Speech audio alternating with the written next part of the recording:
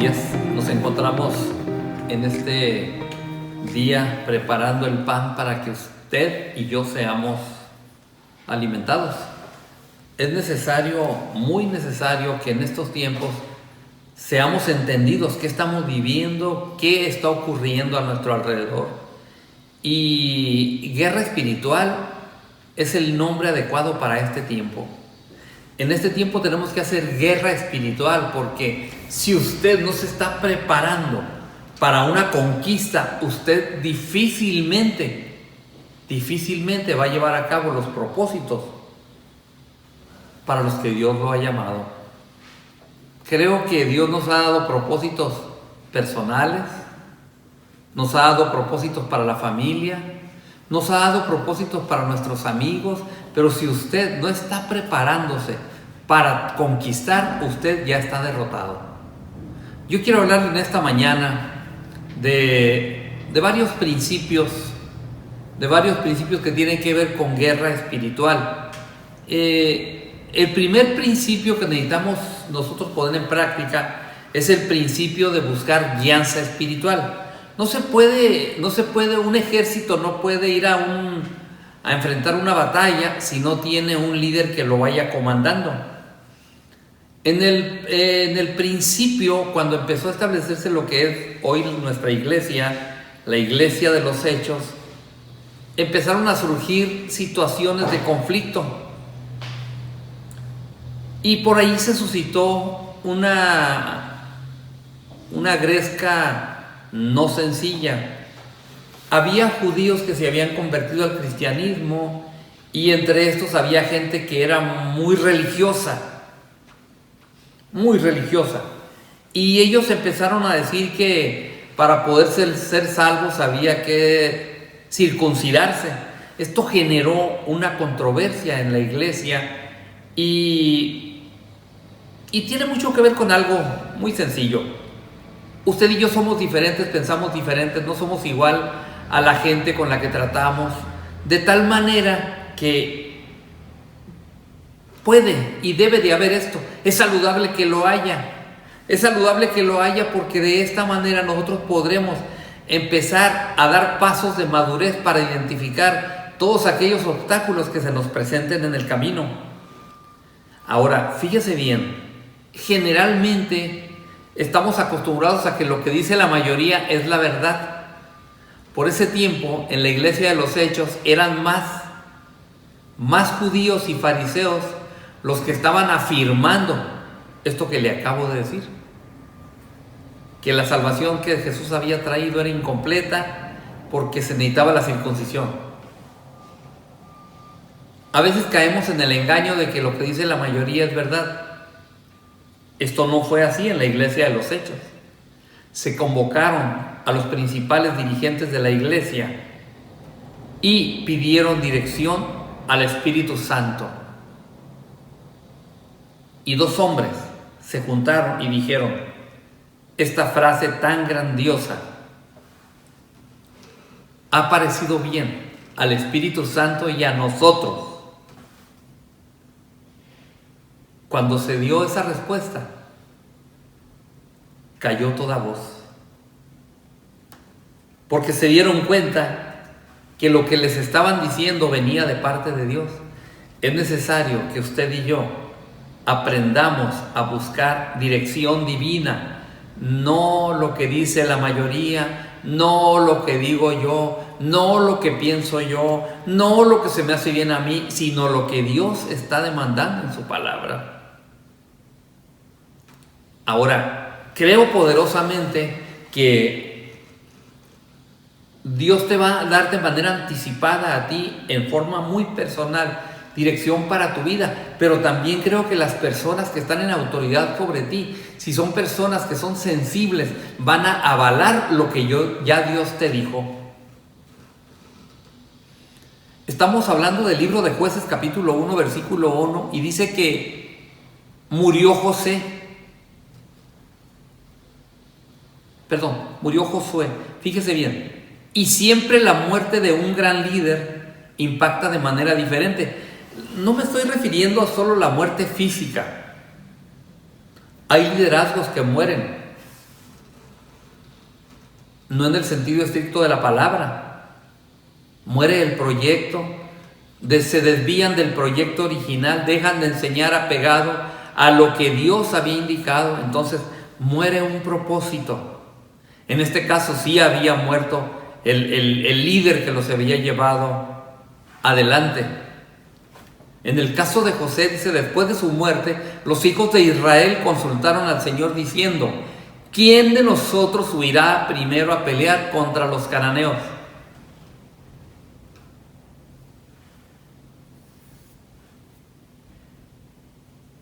Y el Señor les dijo qué tribu debería subir. Les dijo: Judá subirá. He aquí yo he entregado la tierra en sus manos. Ya previamente Dios les había afirmado en Éxodo 23:20 que ellos no iban a ir solos. Y les dijo: he aquí yo envío a mi ángel delante de ustedes. Siempre ellos habían dependido de un gran caudillo. Y es importante que aprendamos a vivir bajo cobertura, pero desea que aprendamos que no es necesario depender de esa cobertura por una sencilla razón. Ningún caudillo humano, padre, esposo, llámese líder, pastor, rabino, durará para siempre. El segundo principio tiene que ver profundamente con el primero. Necesitamos ser conscientes. El segundo principio es tener conciencia del tiempo que estamos viviendo. No es un tiempo de relax. Siempre en el pueblo de Dios, así como la hubo en las 12 tribus, habrá personas que Dios les ha dado sabiduría. De hecho, dice que Dios repartió dones en su iglesia. Entonces, ¿qué se necesita? Que ejercitemos esos dones y que identifiquemos todos aquellos que nos van a servir para dar dirección al pueblo de Dios. Y en medio de las 12 tribus, en Primera de Crónicas 12:31, dice que los hijos de Isaacar eran expertos en distinguir tiempos, oportunidades y saber lo que Israel, pueblo de Dios, debía hacer.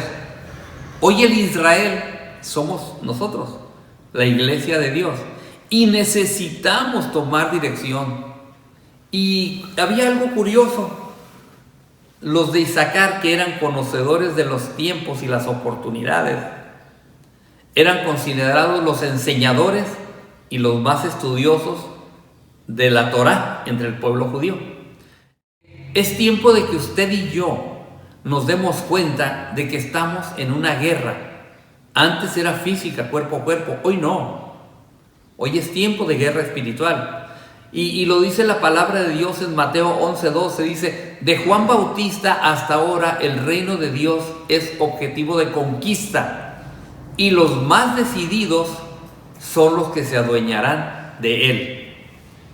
Los planes de José como caudillo humano eran buenos, pero siempre los de Dios serán excelentes.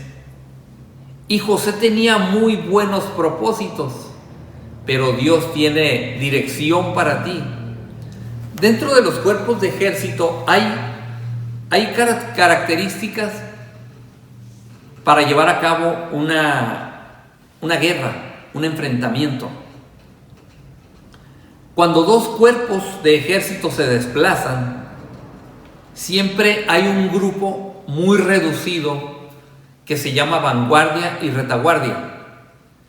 Estos grupos tienen ciertas características. La vanguardia va cuidando, es una avanzada que va anticipando qué hay adelante. Usted y yo tenemos una gran vanguardia. Dice la palabra de Dios que Él es nuestra cobertura. Y también tenemos una retaguardia gigantesca. Dice Isaías 58:8: y la gloria del Señor será protección a tus espaldas.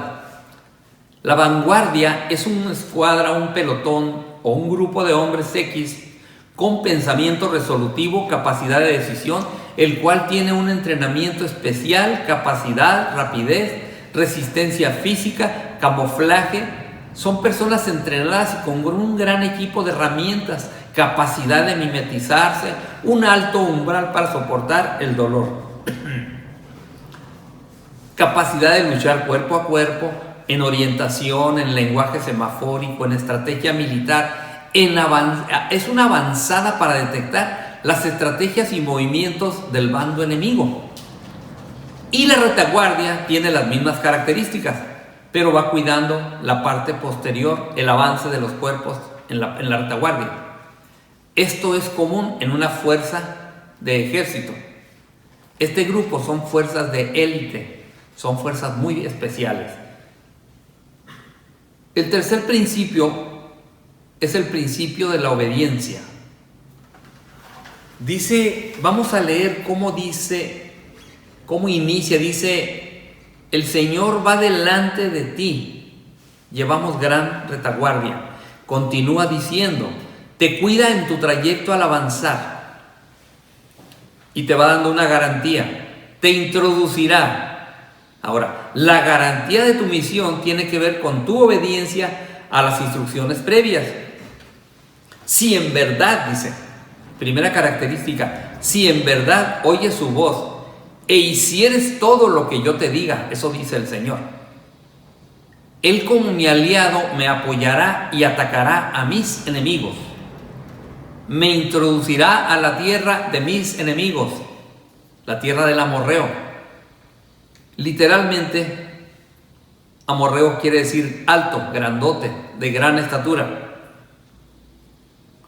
Siempre que vamos a llevar a cabo una ofensiva como cuerpo, como ejército del Dios vivo, va a haber muchos grandotes que nos van a asustar. Cuando Moisés envió a los 12 espías y ellos fueron y checaron la tierra, los llamó a ver características. Vayan al pueblo ese e identifiquen, les dijo, cómo es ese pueblo, si es fuerte o débil, si es poco numeroso, cómo es la tierra habitada, si es buena o mala, cómo son sus ciudades, si hay campamentos, plazas fortificadas, cómo es el terreno, si es fértil o estéril, si hay en él árboles o no. Y esfuércense y tomen el país y tomen fruto del país. Amorreo, siempre se van a presentar amorreos en las empresas que Dios te indica.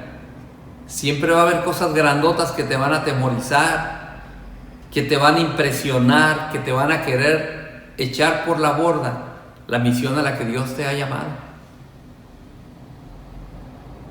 Y esto empezó con el síndrome de la langosta. El amorreo es el símbolo del yo no puedo, no podremos. En Números 13:31 dice, mas los varones que subieron con él dijeron, no podremos subir contra aquel pueblo, porque es más fuerte que nosotros. Pero yo te digo hoy, bajo la dirección de Dios, Filipenses 4:13 dice que yo todo lo puedo en Cristo que me fortalece. Ahora, Dios no los va a echar fuera. Promete que tú los vas a echar, que tú los vas a vencer. Por una sencilla y compleja razón, es que Dios no los va a echar fuera por ti. Ellos son tu entrenamiento. Pero si tú no los echas, ellos te harán llorar.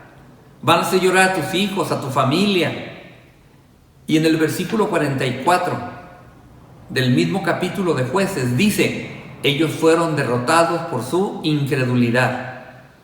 Cuando dejas de ver, de acuerdo a Números 1:32, que Dios va delante de ti, Dios se incomoda con tu incredulidad y la mía.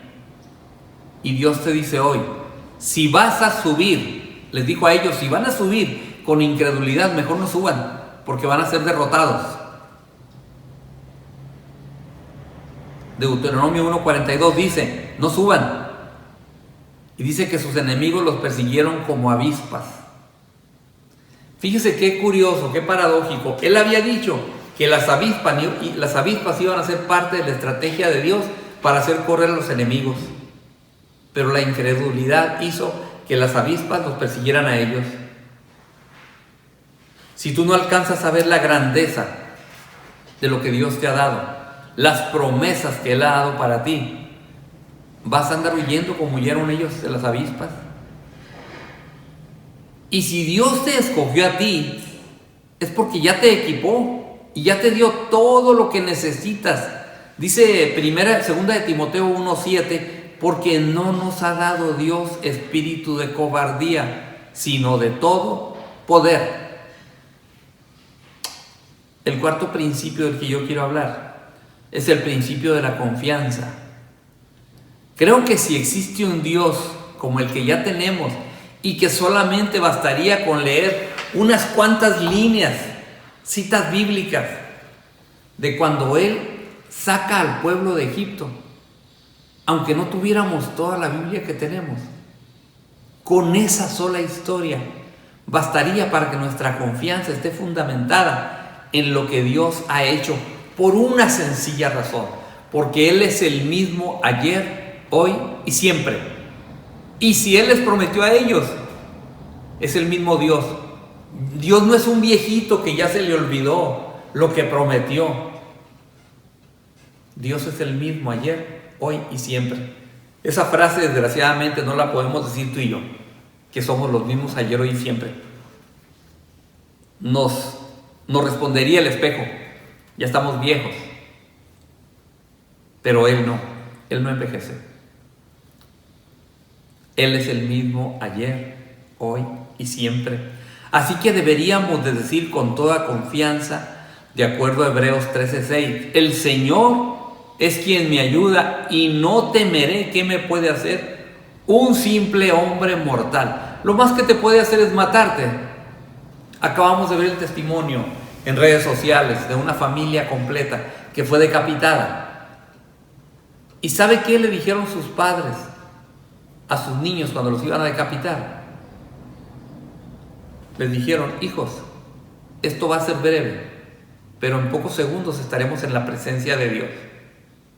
Estoy seguro que ellos creyeron lo que dice Romanos 10:10. El que en Él confía jamás será avergonzado. Y tu confianza no es el pastor, tu confianza es Dios. Tu confianza no soy yo, tu confianza no es tu liderazgo, soy yo. Pero tú tienes que depositar todos tus afanes, todos tus temores en las manos de Dios. Dice, aun cuando seas un anciano, te lo dice el Señor, aun en la vejez, cuando ya peines canas, yo seré el mismo, yo te sostendré. Yo los hice, Él los creó. Yo cuidaré de ustedes y los sostendré y los libraré. Quiero que nunca olviden que Jesucristo es el mismo ayer, hoy y siempre. Cuando estés enfrentando la toma de tu tierra prometida, en la que tú y tus hijos han empezado a vivir con seguridad, Dios te ha llamado a ti, hombre, mujer, para que tus hijos aprendan a ver en ti que tú no te asustas con ver amorreos, con ver grandotes, porque el que está a tu lado mayor es el que está contigo que el que te quiere presentar como un gigante. Tal como al pueblo de Dios se le hicieron muy grandotes, tienes que empezar a darte cuenta que más grande son las promesas de Dios que lo que tus ojos ven. Dice la palabra de Dios, ¿o no logras identificar que las promesas de Él son grandiosas?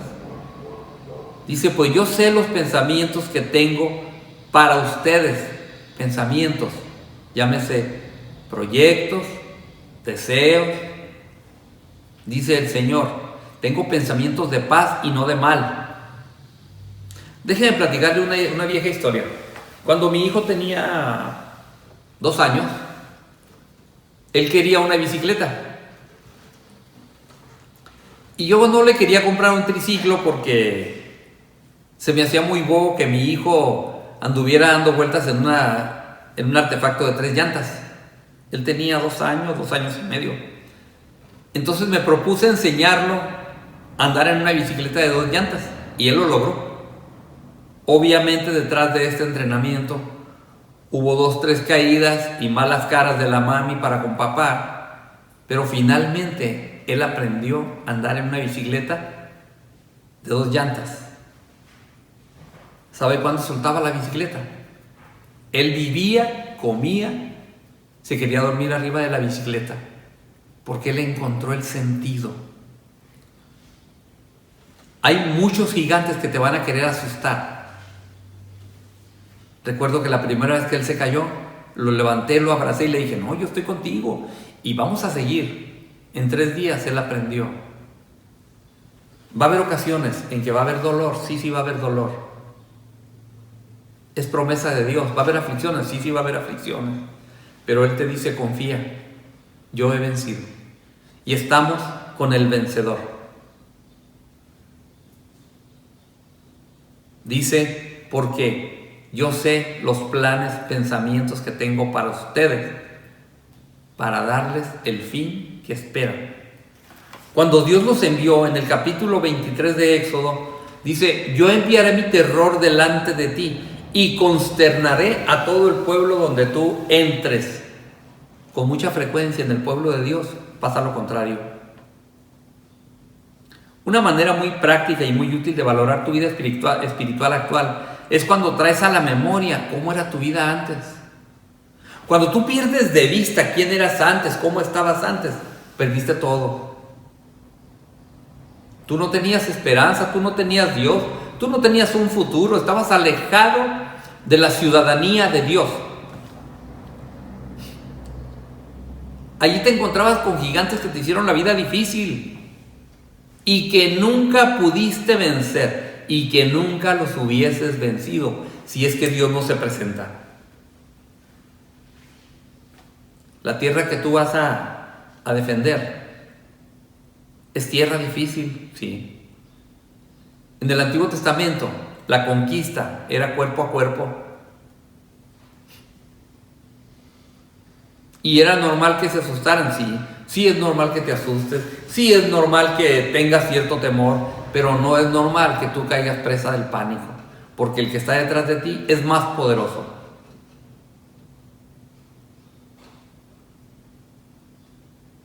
Aunque Satanás es llamado el Dios de este siglo, es importante que si tú eres creyente, te des cuenta de algo sencillo. Él no es tu Dios, porque tú no estás bajo su dominio, pues no eres incrédulo. Segunda de Corintios 4:4 dice, cuando Jesús dice que no tiene poder sobre el mundo, se refiere a la influencia que Él ejerce en todas las disciplinas, filosofías, religiones, educación, comercios, pensamientos e ideas. Pero Él ya no tiene dominio sobre ti. Tú ya eres del pueblo de Dios y del pueblo que tiene garantía para vencer. Yo te animo en esta mañana a que reconsideres que los muy grandotes, por muy grandotes que estén, cuando yo estaba en el ejército había un dicho que decía que los grandotes caían más fuerte. Yo creo que si escuché esta situación de un hombre de Dios que dijo, cuando David enfrentó al gigante, él no miró el tamaño del gigante. Cuando él lo miró, dice este hombre de Dios, que David pensó, tiene mucho donde darle, en lugar de ver su grandeza. Yo les quiero desear que pasen una buena mañana y estaremos al tanto en algunos días. Gracias.